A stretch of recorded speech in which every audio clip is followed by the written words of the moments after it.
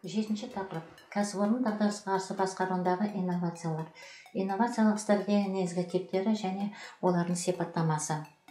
Тақырыптың мақсаты кәсіпорынды сауықтыру барысындағы инновациялардың инновациялық процестің рөлін ашып көрсету және инновациялық стратегияның негізгі типтері мен сипаттамасын тұжырымдау. Тақырыпта 3 сұрақ қарастырылады. Бірінші сұрақ: кәсіпорындарды сауықтыруда инновациялардың рөлі. Инновация – ол жаңарту, жаңалық ашу, кәсіп ойлау үлгісі мен дәстүрлі таным ерекшелігіне ұқсамайтын жаңа ойлау жүйесін тауып шығару, білім мен материалдық мүмкіндіктерді пайдалана отырып, көнені өңдеу, бар нәрсені жақсарту, жаңа нәрсені ұсыну, жаңа зат, әдіс, жаңа орта жаңалығымен өмірді жаңарту. Әрине, инновацияның қазіргі мағынасы ауқымды. Ол көбінесе адамның рухани белсенділігі арқылы әуелде болмаған жаңа жоспарлау, жобалау, техника, мәдениет, сауда және қоғамдық өмір салтын қалыптастыру. Ал тар мағынада тек жаралыстану ғылымдары мен өндірістік техникада жаңа тапқырлық ашуды көрсетеді. Инновацияны алдын ала мөлшерлеу қиын, бірақ күні бұрын жоспарлап, ұйымдастырып, бейімдеп, белгілі бір саладан жаңалық ашуға жұмылдыруға болады. Әрине, кім қандай жаңалық ашады, қалай ашылады, ол көбінесе белгісіз болады. Инновацияда үлкен тәуекелшілдік болады. Егер кәсіпорын немесе кез келген мереке, тіпті кез келген адам бір деңгейде тұрып алса, бір түрлі әдіспен қайталанудан жазбаса, онда ол көбінесе күйрегі бетейді.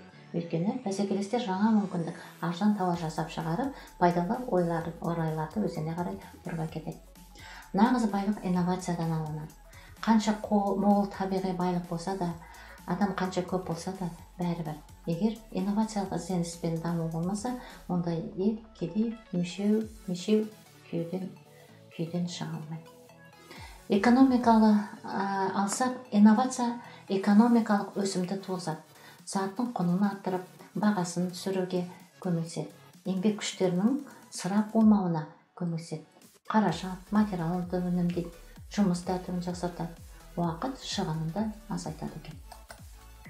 Инновацияның мақсаты белсенді өзгерістерге себеп болу, тіпті де жақсысын жасап шығару, белсену.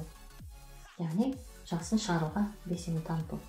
Ол өмірді кедейлік пен мүшеліктен құтқару үшін жасалған адам белсенділігінің ең жоғарғы көрінісі. Инновация мұнда жаңа ой, жаңа зат, ол бір жаңалық жасау барысы. Ол бір затты өндіру мен қызмет көрсету салаларының сапасының жаңа деңгейге көтерілуі санының артуы.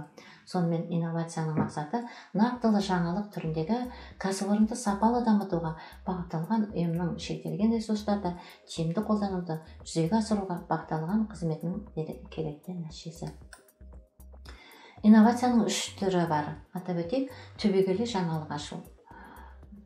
Ол көбінесе мәлім салада дәстүрлісін бұзып, көнені жойып, түбегейлі өзгеріс алып келеді. Мысалы, көне замандағы, адамзат тарихында лампаның тапқырлануы, сандық технологияның тапқырлануы, көне заман кездерінде негізі көбінесе, көше, қазіргі уақыттағыдай көшедегі, лампыларды алатын болсақ, бәрі жаңа электронды түрде, ал көне кездердегі лампының бәрі кәдімгідей бір адам барып, ол лампылардың бәріне жаңаға кешкісін уақытында барып, оған жаңа от қояды, таңғысында барып сөндіреді.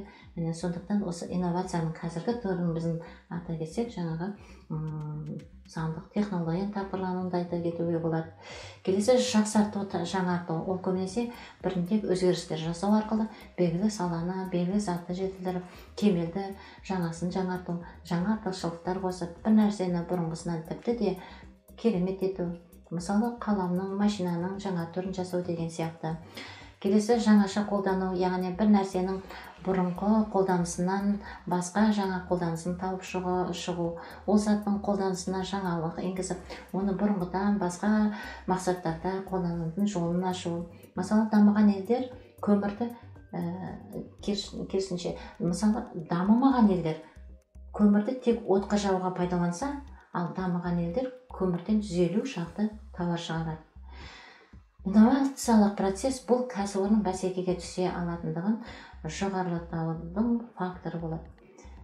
Дағдарысқа қарсы басқаруда, кәсіпорындарды сауықтыруда инновациялық процестің рөлі өте зор. Инновациялық қызмет ғылыми-техникалық прогрестің интенсивті дамуын жетілдіруге және оның әлеуметтік-экономикалық тиімділігін көтеруге бағытталған өзара шарттастырылған кешенді реттеудегі шаралар бойынша өңдеу жүйесі болып табылады. Инновациялық қызмет көпшілік жағдайда ғылыми-техникалық идеяларының жүзеге асырылуы мен нарық сұрасына және нақты өнім мен технологиялардың өңдеулерімен байланысты болады. Нарықтық экономика жағдайында инновациялық қызметті басқару механизмінің экономикалық жетілдіруді қалыптастырудың қажетті негізгі шарты инновациялық кәсіпкерліктің дамуы болып табылады. Келесі екінші сұрақты қойып, инновациялық процесс дағдарысқа қарсы басқару фактор ретінде. Инновация бұл тек жаңа енгізулер емес, бұл өндірістің жаңа қызметі. Оның негізі өнім өндіру технологиясын өзгерту қажеттілігі, ұйымдастырушылық, қаржылық, ғылыми зерттеу және басқа салаларда жаңалықтар енгізу болып табылады. Сол себептен инновациялық процесті дағдарыстан қарсы басқару факторы ретінде қарастыруға болады. Әртүрлі сипаттамаларды қорыта келе, инновацияның өтімділігі жоғарғы жаңа өнім ойлап табу деген ұғымды туады.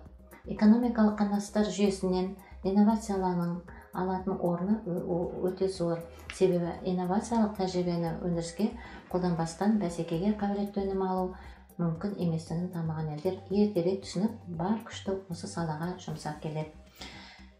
Инновацияның дамуына қозғаушы тетік бірінші кезекте нарықтық бәсекестік болып табылады. Нарық жағдайында өнім өндірушілер немесе қызмет көрсетушілер әрдайым өндірістік дағдарысты болдырмаудың жолы тауарын өткізетін жаңа нарықтарды іздестіруге болады. Қазақстан тәжірибесі көрсетіп отырғандай, көбінесе қарапайым қаржыландыру көздері, яғни банктер немесе басқа да қорлар инновациялық ғылыми-техникалық жобаларды қаржыландырудан бас тартады, өйткені онда тәуекелдік жоғары болады. Сондықтан бұл жағдайда арнайы осындай көп тәуекелі бар жобаларды қаржыландыру үшін әлемдік тәжірибеде венчурлық қорлар құрылады. Венчурлық қорлар венчурлық инвестициялаудың негізгі механизмі болып табылады. Венчурлық инвестициялаудың бастапқы кезеңінде қызметті инновация жасау мен коммерцияға бағытталған компанияларға жеке отандық және шетелдік капиталды тарту, мемлекеттің тікелей үлестік қатысуымен венчурлық қорларды құрғанда мүмкін болады. Келесі үшінші сұрақ инновациялық стратегияның негізгі типтері және олардың сипаттамасы. Әдебиетте инновациялық стратегияның екі негізгі түрін қарастырады. Бейімделген кәсіпорын жаңашылықты нарықтық жағдайлардың өзгеруіне жауап ретінде нарықтағы өз жайғасымын жоғалтпау мақсатында қолданса, бәсекелік жаңашылдық табысқа жетудің бастамасы бәсекелік артықшылықтар алу құралы ретінде қолданады. Бейімделген стратегияны бар өнімдерді нарықтар мен технологияларды жартылай өзгертуге күш жұмсаумен сипатталады. Ол көбінесе қалыптасқан берілген кәсіпорынның дәстүрлі табысқа жету жолдарымен жүргізіледі. Келесі бәсекелік стратегия шығармашылық тәсілдемеге негізделе отырып, инновациялық потенциал факторларынан тұратын ұйымның инновациялық ортасын талдау арқылы кері байланысты қамтамасыз етеді. Бұл стратегия ұдайы жаңашылықты бағалау, мәселені талқылау және шешу әдістері аясында эксперимент жүргізу арқылы ұйымның өзін-өзі ұдайы жетілдіріп баруын талап етеді. Тақырыпта өзіндік бақылау сұрақтары қарастырылған және де тақырып бойынша әдебиеттер тізімі қойылған. Назарларыңызға рахмет.